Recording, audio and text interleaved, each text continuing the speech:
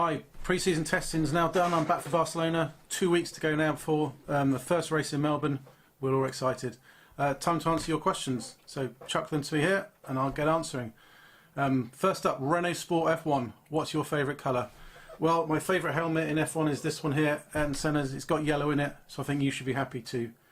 Motorsport Extra asks, based on 8 days of testing, who's your top 5 for the first part of the season? I think it's looking fairly clear, the pecking order right at the very front. We've got 2 teams, Ferrari, Mercedes out there, Red Bull a little bit behind, but they've got a big update coming from Melbourne. I think 4th place, you're looking at Williams, and 5th is a fantastic battle.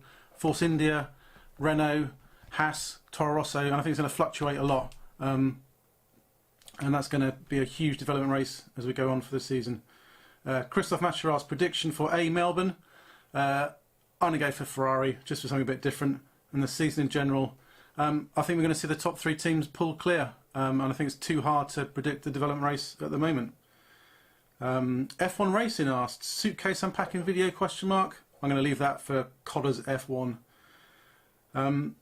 Racecraft, is there a performance clause in the McLaren Honda contract? If not, what's the remaining duration? I think big decisions being made right now. Honda's got to decide, if it revamps its program, pushes forwards. McLaren wants some quick answers. Fernando wants some quick answers. I think we're going to arrive in Melbourne with those answers. We're not necessarily going to know today what's going on. Simon asks, are Ferrari going to win races?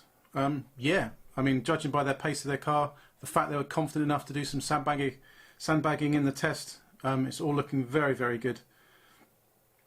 Scott Mitchell from Autosport asks, how would one pack for a trip to a long-haul Grand Prix, for example, Singapore?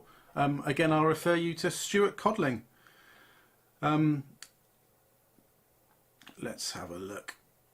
Tiger Balm 7 asks, how does Mercedes look? I think it looks solid. The first week of testing was very, very good. Week 2 wasn't so strong. The updates, they're kind of in and out of the window, coming backwards and forwards. But I think they pushed on. I think they feel that these 2 weeks can give them the direction. And I think it's very, very close between Ferrari and Red Bull. I think what these new cars, these sensitive new cars show, is you need to bring your A game now to races to win. James Morris asks, has F1 missed a key objective to improve racing and the competitiveness of the grid with the new rules, or will we be surprised?